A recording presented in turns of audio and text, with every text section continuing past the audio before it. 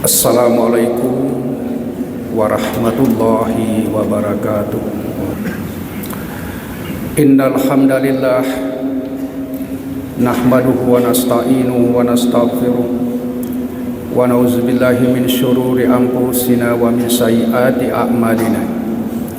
May yahdihillahu fala mudhillalah wa may yudlil fala hadiyalah. Asyhadu an la ilaha illallah wahdahu la syarikalah wa asyhadu anna Muhammadan abduhu wa rasuluh la nabiyya ba'da. Allahumma salli wa sallim wa barik ala sayyidina Muhammadin wa ala alihi wa ashabihi ajmain. Amma ba'du, fa ya ibadallah, ittaqullaha haqqa tuqatih wa la tamutunna illa wa antum muslimun.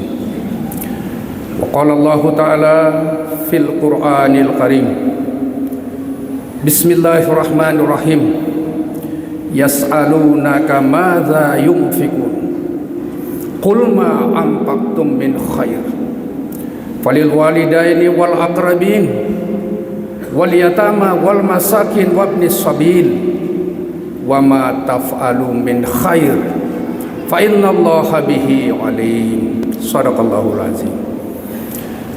Majlis Jumat yang dimuliakan Allah Subhanahu wa taala, mengawali khutbah kita pada hari ini, mari bersama-sama, mari selalu dan senantiasa kita menyampaikan puji syukur pada Allah Subhanahu wa taala, Tuhan yang selalu mencurahkan rahmat, Tuhan yang selalu mencurahkan taufik dan hidayah karunia-Nya kepada kita selaku hamba-hamba ciptaannya.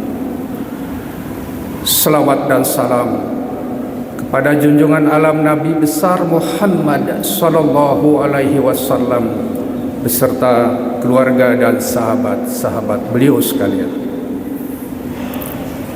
Selanjutnya, dari mimbar yang mulia ini khatib berwasiat, pertama tentu kepada diri khatib sendiri, dan selanjutnya kepada kita semua majelis Jumat yang dimuliakan Allah. Marilah senantiasa, marilah kita selalu meningkatkan iman dan takwa kita kepada Allah dengan cara melaksanakan perintah-perintahnya dan menjauhi larangan-larangannya sesuai dengan kesanggupan dan upaya kita masing-masing. Hari ini adalah tanggal 1 Muharram tahun 1447 Hijriah. Bagi kita orang Islam, bagi kita orang Muslim, inilah tahun baru. Kita orang Muslim ini ada 2 tahun baru. Pertama tahun Hijriah, tahun Islam. Yang kedua tahun Masehi, tahun barunya itu Januari. Bulan Muharram ini di dalam Islam mempunyai kelebihan-kelebihan, mempunyai kemuliaan-kemuliaan bersama dengan 3 bulan lainnya, yaitu 4 bulan termasuk golongan bulan haram, bulan suci. Haram untuk berbuat yang tidak baik, suci, diberi Allah lipat ganda pahala apabila kita melakukan perbuatan-perbuatan baik. Peristiwa-peristiwa penting terhadap nabi-nabi kita pun banyak terjadi di dalam bulan Muharram ini. Salah satu yang mungkin yang perlu kita pahami dan kita laksanakan dalam kehidupan kita adalah melalui momentum 1 Muharram ini, momentum bulan Muharram ini, kita akan memperbanyak kebaikan-kebaikan, kita akan memperbanyak kemuliaan-kemuliaan yang bukan hanya sebagai ibadah kepada Allah Subhanahu wa taala, tetapi berguna, bermanfaat bagi saudara-saudara kita sekalian. Satu ketika, dari riwayat Ibnu Abbas radhiyallahu anhu, Amir bin Jam'uh al-Ansyari, orang tua berumur sudah tua dan berharta banyak, menghadap bertanya kepada Rasulullah sallallahu alaihi wasallam, "Ya Rasulullah, umur saya ini sudah tua. Saya diberi harta yang banyak oleh Allah Subhanahu wa taala. Pertanyaannya, kepada siapakah yang lebih utama saya sedekahkan, saya berikan harta ini ya Rasulullah? Dan dalam bentuk apa ya Rasulullah? Alamat dan bentuk apa yang paling mulia, yang paling utama diberikan kepada saudara-saudara kita?" Rasul termenung, Rasul terdiam, karena belum ada pertanyaan seperti ini sebelumnya. Dalam termenung Nabi, dalam terdiam Nabi, turun wahyu yang dibawakan oleh malaikat Jibril. Itulah ayat yang kita bacakan tadi. Bismillahirrahmanirrahim. Yas'alunaka madza yunfiqun. Mereka bertanya kepadamu ya Muhammad, kata Allah, qul ma anfaqtum min khair falil walidain wal aqrabin wal yatama wal masakin wabnis sabil wa ma taf'alu min khair fa innallaha bihi alim. Mereka bertanya kepadamu, kepada siapa yang lebih utama diberikan harta ini? Jawablah, berikan kepada ibumu, berikan kepada bapakmu. Urutan keduanya adalah kepada wal akrabin, dan saudara-saudaramu. Baru yang ketiga dan keempat, wal yatama wal masakin, kepada anak-anak yatim dan fakir miskin, orang miskin.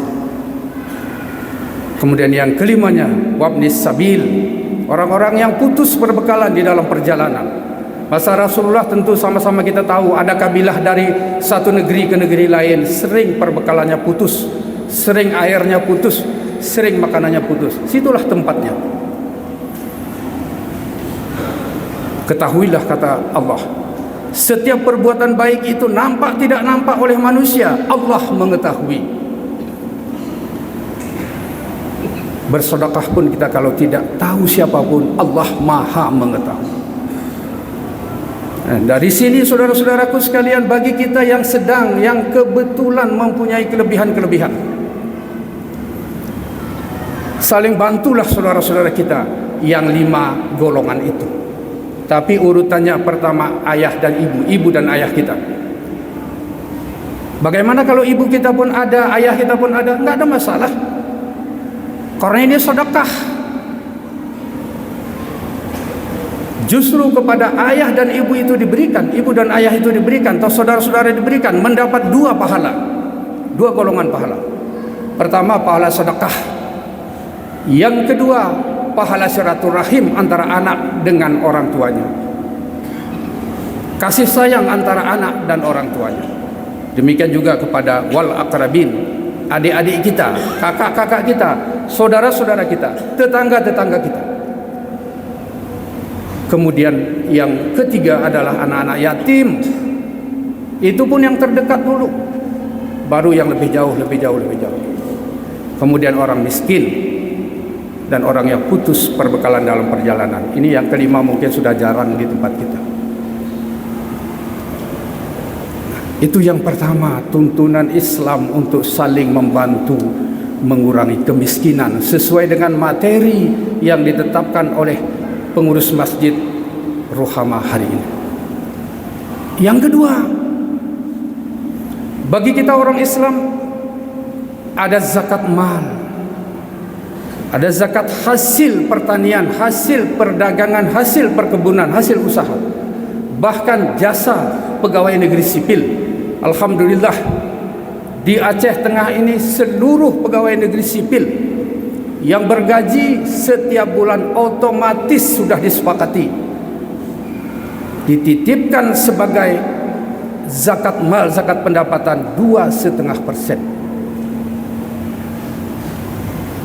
Belum lagi zakat pengusaha, belum lagi zakat hasil perkebunan, belum lagi zakat hasil perdagangan dan lain-lain.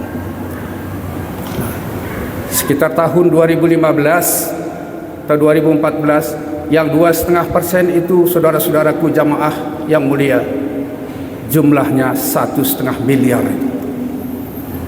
Setiap bulan tidak ada kegiatan apa-apa, langsung dipindahkan dari gaji si A menjadi rekening Baitul Mal. 1,5 miliar. Tambah yang lain-lain bisa-bisa 2 miliar. Mungkin sekarang dah lebih besar lagi. 2 miliar sebulan. Nah, ini adalah bahagian daripada membantu saudara-saudara kita yang sesuai urutannya. Juga di Baitul Mal itu adalah fakir, miskin, baru urutan-urutan yang lain. Kemudian negara kita juga mengamanahkan bahwa pendiri-pendiri negara ini pada saat memproklamirkan 1945 yang lalu, kebanyakan adalah tokoh-tokoh Islam dan tokoh agama lain, tapi sepakat kepedulian terhadap orang miskin itu nomor satu. Satu pasal dari Undang-Undang Dasar 1945 dicantumkan, tepatnya di pasal 34. Fakir miskin, anak terlantar dibiayai, diurus oleh negara. Kemudian ayat berikutnya, semua warga negara mendapat pelayanan kesejahteraan sosial. Kalaulah para penyelenggara negara, kalau penyelenggara pemerintahan, ini hati-hati saudara-saudaraku, pejabat-pejabat sampai kepada kepala dusun, perhatikan siapa yang paling berhak mendapat perhatian atau bantuan pemerintah. Jangan salah alamat dosa yang menyampaikan itu. Kantor pos alamatnya kepada Aman Polan di Tansaril, diberikan kepada Inan Polan di Baliatu, salah dosa dia. Hati-hati. Pelajari apa tugas sebagai pejabat atau penyelenggara pemerintahan. Kalaulah 3 sumber ini saja saudara-saudaraku sekalian, baik dari Al-Baqarah 215 tadi, petunjuk, maupun dari Baitul Mal, tambah lagi dari pemerintah pusat dan daerah, kalau itu terwujud, rasanya tidak ada lagi orang terlantar, tidak ada lagi orang miskin, tidak ada lagi orang yang anak-anak makan sekali satu hari, apalagi dalam kondisi ekonomi sekarang yang kurang baik. Perhatikan betul-betul. Oleh karena itu, pejabat pemerintah yang paling rendah kalau di Aceh Tengah ini, kepala dusun, harus rajin-rajin lihat rakyatnya. Si A itu tidak pernah nampak, ini sudah 2 minggu kemana? Mungkin dia malu keluar karena sakit, mungkin dia malu keluar karena anaknya tidak makan. Karena orang kita ini ada budaya malu meminta, malu memberitahu. Tapi kita sebagai orang yang bertanggung jawab terhadap penyelenggaraan pemerintahan harus peduli. Kita sebagai orang yang bertanggung jawab dalam mengelola anggaran zakat mal harus peduli. Perbanyaklah lihat situasi lapangan, perbanyaklah lihat masyarakat kita. Lebih bagus kita ke lapangan daripada di kantor. Kantor cukup orang-orang administrasi saja. Kita lihat biar kita tahu bagaimana kondisi, siapa yang perlu dibantu rumah, siapa yang perlu dibantu bahan pangan, siapa yang perlu dibantu modal kerjanya supaya bangkit daripada kemiskinan. Dengan modal yang cukup kuat itu, dengan amanah yang cukup kuat ini, kami kira tidak sulit bagi kita. Hanya saja kita proaktif, Bapak Ibu sekalian. Ini amanah kita, supaya proaktif. Lihat semua saudara-saudara kita ada yang perlu bantuan, dibantu sesuai dengan hukum yang berlaku. Mudah-mudahan orang-orang saudara-saudara kita yang miskin, apalagi yang fakir, anak-anak yang tidak bisa sekolah karena bajunya robek, karena sepatunya robek, terbantu sangat dengan 3 ini saja. Pertama Al-Baqarah 215, yang kedua zakat mal, yang ketiga ikuti petunjuk pemerintah. Dengan 3 itu saja, tidak ada anak-anak yang tidak pakai sepatu sekolah, tidak ada anak-anak yang robek bajunya sekolah, sehingga mentalnya, jiwanya mundur. Kadang-kadang baris pun di belakang dia karena sepatunya robek, baris pun di belakang dia karena sepatunya robek, karena bajunya robek. Di mana kita sekarang? Di mana kita sebagai orang Islam yang mampu, yang tidak menjalankan apa itu Al-Baqarah 215 itu? Di mana kita penyelenggara pemerintah sekarang tidak menyelenggarakan apa yang diamanahkan sebagai tugas kita? Mudah-mudahan apa yang kita sampaikan dalam forum yang singkat khutbah ini ada manfaatnya. Innahu huwal ghafurur rahim.